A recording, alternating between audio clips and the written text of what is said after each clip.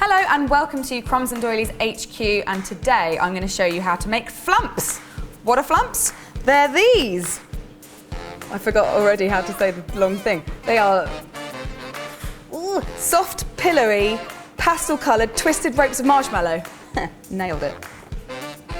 Now before you get going, it's a good idea to get a few bits and bobs prepared because marshmallow sets really quickly, so you're going to need to work quite quickly as well. So I've got 3 piping bags with round nozzles already in there, 3 bowls with 3 spatulas, some colour paste, some toothpicks, and then the coating, which is the most important bit, and that is just 150 grams of icing sugar and 100 grams of cornflour just sifted.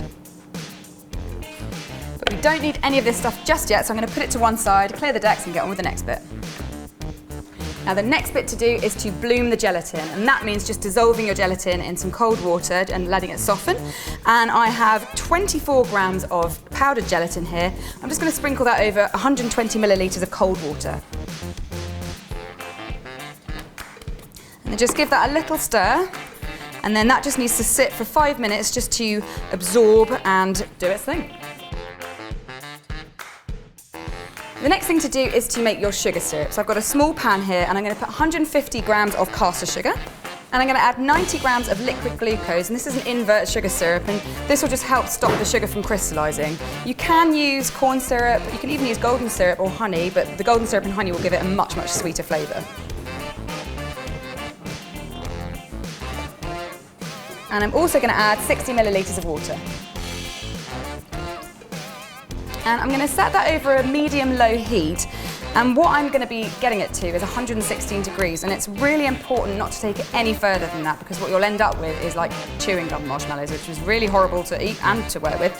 So don't take it any further than 116 and make sure you use a thermometer. When your thermometer reads about 106, it's time to just get a couple of things ready. I've already microwaved my gelatin, which had bloomed earlier, just to be liquefied, so it's all melted. And I'm going to put that into my mixer, along with another 90 grams of liquid glucose. And then just put that on the lowest possible speed on your mixer, just to keep it moving while you wait for your sugar syrup.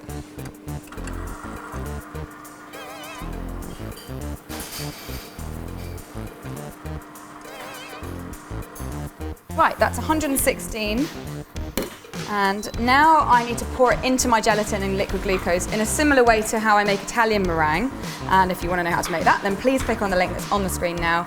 Basically, you just pour it very, very carefully down the side of the bowl, making sure you don't touch the whisk. So the hot sugar syrup mixed with the gelatin, once you whip it all up, creates loads and loads of air, which is perfect for marshmallows.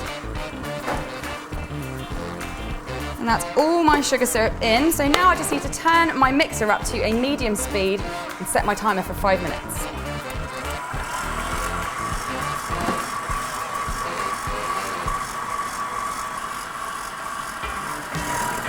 Right, that's 5 minutes, so it's looking really pale, really opaque, it's tripled in volume, but it's still got a ways to go, so I'm going to speed it up a little bit more and set it for another 5 minutes.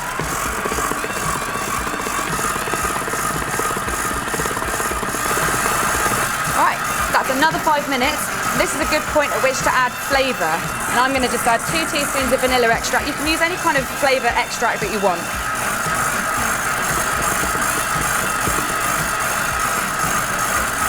And then just keep beating that for another 2 minutes.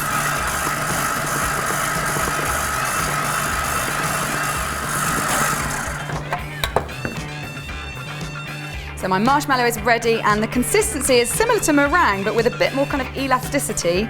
It's ready to go, but it's setting all the time, so now it's time to colour it. And because I want to be very quick when I'm colouring my marshmallow, I've asked some friends to help me, Rosie and Sophie. Let's get going.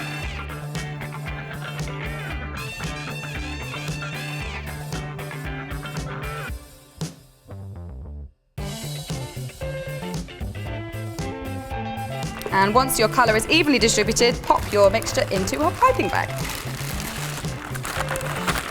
Now, if you don't have friends to help you, that is absolutely fine. You're just going to have to work a little bit quicker than us. So when your piping bag's ready, you need to dust your surface with your cornflour and icing sugar mixture liberally.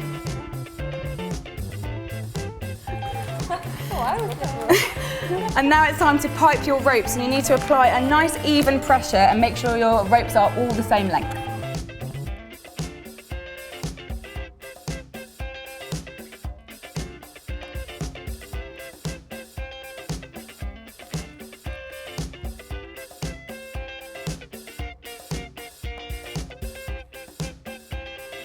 And wait a minute.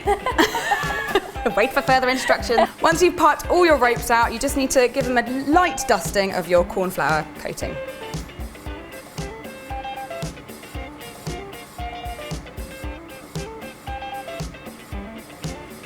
And once that's done, you just need to wait a little while, between 30 and 45 minutes until they're tacky rather than sticky. Let's go and have a cup of tea. All right, these have been sitting here drying out for a little while, about 45 minutes, and they're still quite sticky, but they have dried out quite a bit and they're much more easy to handle. So now I'm going to start twisting them, and this is definitely the most difficult bit. It's very, very delicate. If you've had any air bubbles in your rope, they're likely to break there, so you've got to be very, very careful. So the first thing to do is to ease your ropes off one by one. And grab one of each colour and lay them down next to each other. Now if you feel like you've got a bit too much cornflour and icing sugar, just brush some of it away, because you don't want it to cake itself onto your ropes. But now with them all lined up, at one end I'm going to grab a toothpick and attach them together. And now you need to pick up the other end and just gently kind of twist it into place, being really careful not to pull it. And you can definitely twist it too much, which will cause it to tear, and you can definitely twist it too little, which won't let it stick to itself. There's a kind of a sweet spot in the middle, and I think I've got it. And now I need to attach the other end to itself using another toothpick. And now you just need to keep going until you've twisted all your flumps.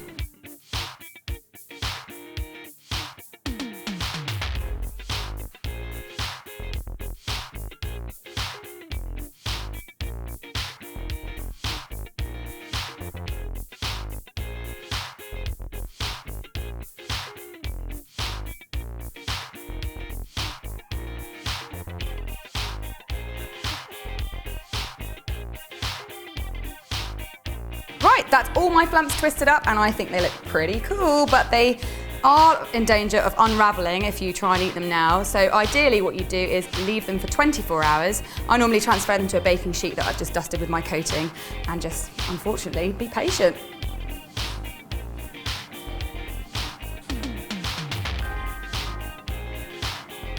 Lucky for me, I made some yesterday, so I don't have to wait 24 hours to eat my flumps. Wow. And they're really soft and pillowy and slightly creamy in texture, which you definitely don't get from shop-bought, like mass-produced marshmallows. Yummy. And I've been totally transported in time back to my tuck shop at school where I used to eat these by the bag load. Yum. Well, if that's whetted your appetite for marshmallowing, then you can check out my last video for marshmallows by clicking on the link. And if you have a flumpy memory or, a childhood sweet that you really, really miss, let me know in the comments box below. And if you have a friend who really misses flumps, then you must share this recipe with them. I'll be back next week. Meanwhile, subscribe if you haven't already, and I will see you again with another recipe. Bye!